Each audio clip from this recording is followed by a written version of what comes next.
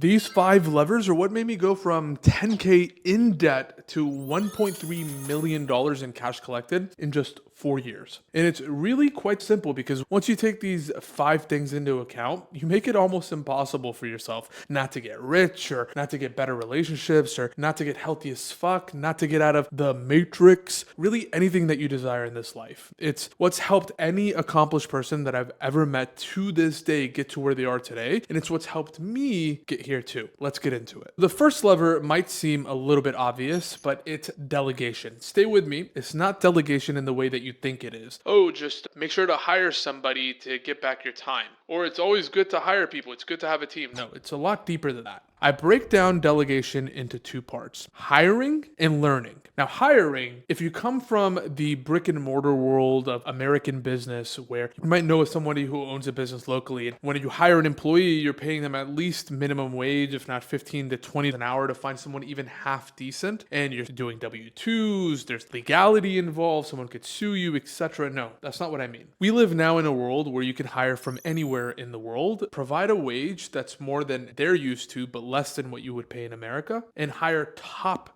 talent. I have employees from the Philippines, from South America that 10 times out of 10 outperform my American employees, and they've been with me since the inception of this business. So when I say hire cheap and hire fast while still trying to get the highest caliber of talent that you can possibly land on. This could be something as simple as you just starting off your coaching or consulting business and then finding somebody that you could pay $5 an hour to just to take off those repetitive, useless tasks that you keep having to do every single day. This person could answer your emails, they could edit videos for you, they could write your captions, and that's just in content. They could do research for you, they could make spreadsheets for you, etc. Anything that comes to mind that you are stuck doing every single day that you feel like you could train somebody else to do. And the way you would do it is by just having this person shadow you, showing them how to do the thing you want them to do, and then giving them feedback as they do it or as they start taking on some of that work themselves until they can confidently take everything on their own. And if you feel like that person doesn't get it after you teach them, make sure you recorded the entire training session so they can let that person go and find the next person to fit in their place. That's how you actually delegate right away, even in the early stages of business, and get back as much time as possible. I have 25 team members right now in what is probably one of the most labor-intensive online business models there are, a content agency, and I don't do any of the fulfillment. Not only did I delegate hiring, I also delegated my learning, and this one you don't hear of often enough. There's 2 ways to delegate your learning. The first way is to just hire consultants, hire a coach. If you're a coach consultant yourself, that's why people hire you. They do it to either save time or save money and learn a skill faster than they could learn it themselves. But the second way that you can delegate learning is creating your own consultants. And I never hear anybody talk about this. What I've been doing since the beginning of my business, because I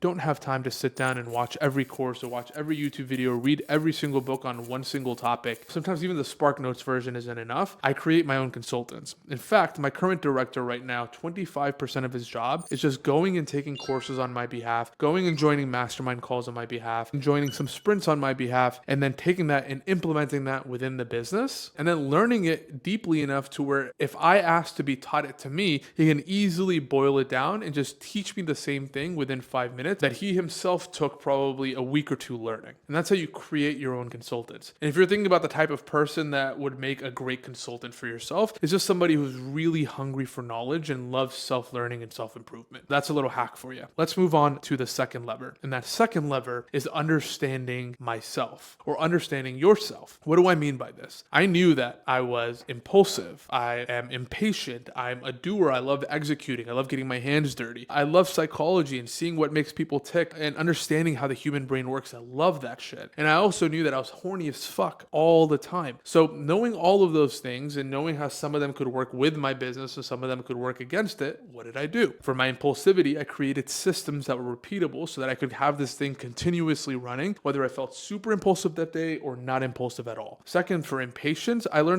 best with 6-week sprints. Instead of doing straight steady work for 6 months at a time every single day and limiting myself by cutting it off at 5, I would do a 6-week sprint and then take it a little bit easier for the following 2 weeks, maybe even stick a vacation in there before going on to my next 6-week sprint. And I realized that I would accomplish more doing it that way way than I would doing it as a steady stream and trying to force myself to do consistent, steady work every single day for months on end. I'm a doer, so I keep myself doing deep work. I'd sit down and I'd actually get my hands dirty and try different things. I'd experiment with new marketing systems and go run ads. So instead of actually going and sitting in and on course for Facebook ads for an hour, I would just start running Facebook ads. Then psychology. I love psychology and seeing the way that people tick. So I kept myself in sales, and it's probably going to be one of the last things that I ever delegate out in this business because I love sitting down, learning more about people, hearing about people's story, and seeing what makes people tick and seeing those main motivators and drivers and pain points that people across the board share. And then, of course, I was horny all the time. And I knew that if I just continued chasing girls, which I did for a good point in my life, that I was never going to get anything done, never for the business, unless I actually hunkered down and just put straight focus into it. So I got a girlfriend. Now, obviously, that's not the only reason I got a girlfriend, but it really helped me focus and really dial down in my business. So I played into my strengths and then mitigated my weaknesses by either delegating or placing systems in place so that I didn't have to fight against my own nature. And that's a mistake I see a lot of people make. In fact, I was at a Halloween party last week and speaking to my friend there, he really loves YouTube, but he was having a hard time staying consistent with it. And I said, instead of trying to fight against that, why don't you work with it? Work into a 6-week sprint like I did. He got on one, and every single day for the next 7 days, he texted me that he was done and that he was building a backlog of content. Don't fight against your nature, work with it. Let's move on to the third lever. And you've probably heard this said a million different ways, but I just call this the law of momentum, aka just straight up tenacity and grit and just taking one step after another. There was this one time with a mentor that I had a while back where I was worrying, especially in the early stages of business, about the competition that I had. I was annoyed that even though I was early into the content agency world, I had all these other competitors popping up creating content agencies, and all of a sudden it felt like it was one of those business models that anyone could start. And my mentor told me something. He said, don't worry about competition, because honestly, if you just stay in business longer than most other businesses, you'll be out competing 90% of businesses anyways. And I thought about how true that was. Most businesses end up failing within the first 5 years anyway. So if I just held off long enough, then I made it almost impossible for myself to fail. And that's the philosophy that I've lived by. Keep the ball rolling every single day. And like Tim Ferriss says, if you can't get the ball rolling one day, don't force it. Just prepare to roll the ball the next day and take that day to prepare for the following day. Honestly, half the time, I don't even know if I'm going in the right direction. I just made my North Star to grow the business and let my actions that I take day to day within the business or outside the business to keep that moving forward. And if I feel like it's directly against doing that, then I just don't make that action. And the way that I found the best structure my time these days from somebody who works in bursts without getting burnt out is on Monday through Wednesday, I work in the business. That's like client meetings, reviewing content, leading the team and making sure everything's going smoothly, doing team meetings, etc. Then on Thursday, Fridays, and Sundays, I work on the business. That's things like growing the business, launching new sorts of funnels, writing copy, optimizing ads. And then I prioritize content, and Sundays are usually content days, or slower days between Monday through Wednesday can also be content days, but Sundays are usually content days. And then I've made time for self-education as well, whether it's me talking to the consultants that I've created, hiring other consultants, or just learning some things myself. I usually do this on Fridays, on Saturday mornings, and on Sundays. Then I leave pretty much the rest of Saturday for myself to do whatever I want to do, whether it's going out and doing something crazy or staying in and vegging out. And that's the way that I find that I work the best. Now, that being said, there's really two analogies that I live by. The first is this forest and flashlight analogy. Imagine you're in a dark forest in the middle of a night and all you have is a flashlight and there's these giant trees all around you. Your goal is to enter the forest and then leave out the other side. Now, when you enter in, you see 3 paths, one on the right, one in the middle, and one on the left. Do you really know which path is going to take you out? You've never done this before, so you don't have a self-made map. It's your first time in this forest. Which path do you take? There is no way to really know 100% certain. You go ahead and pick one of the paths, go down there, and then until you end up on another cross section where you have 3 more paths, and then you pick the next path, and you pick the next path. Some paths might loop you around in the forest and take extra days to just get you out of there. Some paths might be a straight shot out of the forest. You don't know for sure until you keep choosing paths. You might get lucky and get a straight shot. You might get unlucky and it might take you days. Business and honestly life is the same way. The second analogy I live by is called the slight edge analogy. And this one was actually told to me by a guy named Ravi Abuvala here on YouTube. He's got an excellent business channel, so go check that out. Joined his program years ago, but I remember to this day, he gave every single person person that joined the program a book, and they get mailed this book, and the book is called The Slight Edge. The entire premise of the Slight Edge story is that most human beings spend their time between three lines: the top, middle, and bottom line here. On the top line is the edge of greatness. In the middle is where average is, and on the bottom is like really close to just absolute shit. The whole premise of the book is that most humans just spend their entire life teeter-tottering between the top and the bottom. I'll use weight loss as an example, and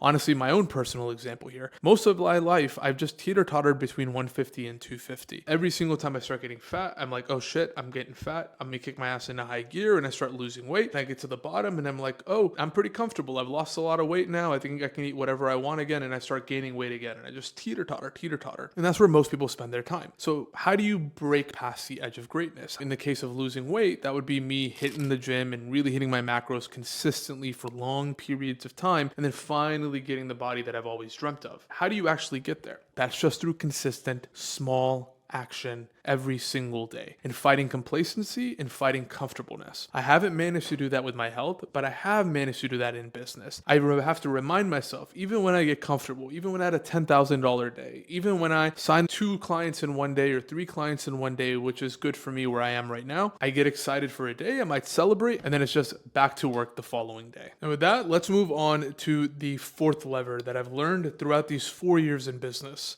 And that is the simple formula that I've made, which is psychology plus sociology times data. Every single business skill I've found can be tied either back to psychology or sociology in some way, shape, or form. And the way that you get better at those skills, whether it's psychology or sociology based, is by getting a feedback loop with the data that you get from it. All psychology is a science behind the one-on-one interaction with a person in their environment, whether that's the actual environment or another person. And all sociology is the science behind groups of people. Psychological skills within business include things like leadership, doing one-on-one sales and copywriting, copy in a funnel in order to sell to a specific person. Or when we talk about content, the psychological skills include the technical parts of content, aka how well the script's written and the visuals on the screen and where the eye goes whenever you look at the content. Then you have the sociology related skills within business, which are things like building culture within your business, or one-to-many sales over workshops, challenges, or webinars, or building communities, or really even the art of virality, which is basically understanding what a group of people are relating to or what they understand or what's hot at any given moment. And even doing market research within your niche. It's understanding the group within the niche. What are the pain points that the group as a collective deals with? What are the desires that group as a collective has? And the interesting thing is, in order to grasp these psychological skills, it translates from other fields or areas of life. And I'll give you a story here. There's this concept called multi-potentialite. And I've always felt like this growing up. I was good at different things at different points in my life. Growing up, from like 5th grade to the end of college, I was really book smart. I was a kid that people cheated off of. Then after graduating college, I started understanding sexual dynamics and understanding how women work. And honestly, I just chased fucking tail for 4 or 5 years, and I traveled like a vagabond, like some sort of broke fucking vagabond around the world, just chasing after women. And that was a great fun part of my life. But that gave me a really deep understanding of how people work and how people tick. And 4 years ago, I had found business, and a lot of the skills that I learned previously, the tenacity that it took to brute force my way into a degree, or the psychology that I learned behind the female mind whenever I was chasing tail, all of that translated into skills within business. It helped me with my sales calls. It helped me with my copywriting. Most skills can be tied back either to psychology or sociology. And the way you get better at those skills is through the data that you get. So it's a system. You have a psychological or sociological skill that you input into the system, and based on that skill level, you get data from that, and that data creates a feedback loop to which then you can continue adding to that system with more skills or doing those skills at a higher caliber. Now, I've gotten really good at the psychology aspect of this, but the sociology aspect is something that I'm learning quite a bit. It's something that never really even came intuitively to me growing up, but it's something that I continue to build on, and that's going to be completely different from person to person. You might be somebody that's really good at the sociological aspect, but not be good at the psychological aspect. You might be someone who's really good at going viral, but suck at sales. Depending on where those are, you can either delegate for those weaknesses, build a system around that weakness, or just mitigate that weakness with learning the skill and learning how you best can pull off that skill. Life